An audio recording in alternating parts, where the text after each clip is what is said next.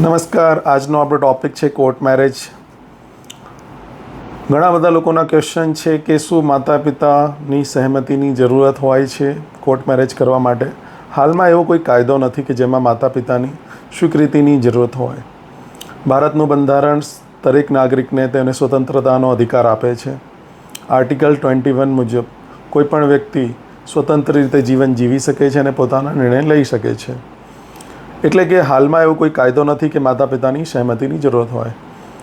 ભારતમાંથી કોઈ પણ જગ્યાથી આવીને તમે અમદાવાદમાં કે અમદાવાદના ગમે ત્યાં કે અન્ય કોઈ પણ સ્થાન ઉપર તમે લગ્ન કરી શકો છો અને તેનું રજિસ્ટ્રેશન કરાવી શકો છો.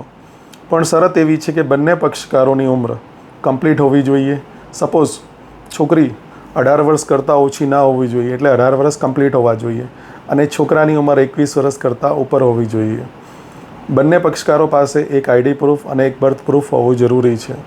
જો ડોક્યુમેન્ટ બંને પાસે હશે, વિટનેસ અને પાસપોર્ટ સાઇઝના ફોટા, તો એ બાય રિચ્યુઅલ મેરેજ કરી શકે છે અને એમના પર્સનલ લો પ્રમાણે મેરેજ કર્યા પછી એ બીજા દિવસે મેરેજ સર્ટિફિકેટ માટે એપ્લાય કરી શકે છે.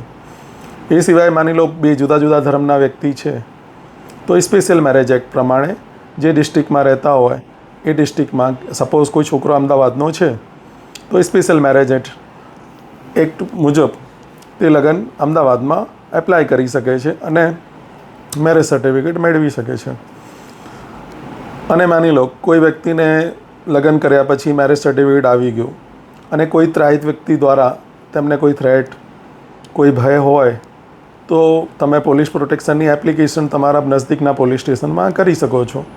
સપોઝ તમારા ગયા પછી તમારા માતા પિતા કે કોઈ ત્રાહિત વ્યક્તિએ તમારા ગુમ થવાની કે તમને અપહરણની કોઈ અરજી કરી હોય તો તમે નજદીકના પોલીસ સ્ટેશનમાં એક ઇન્ફોર્મેશન એપ્લિકેશન તરીકે મોકલી શકો છો કે અમે આવી રીતે લગ્ન કરી લીધા છે અને આ વ્યક્તિને આટલા સમયથી અમે ઓળખતા હતા અને લગ્ન કરવાનો નિર્ણય કર્યો અને 100 તારીખે અમે લગ્ન કરી લીધા છે અને અમારા વિરુદ્ધમાં કોઈ ખોટી અરજી કરી હોય ગુમ થવાની કે અપહરણની, તેને રદબાતલ કરવામાં આવે.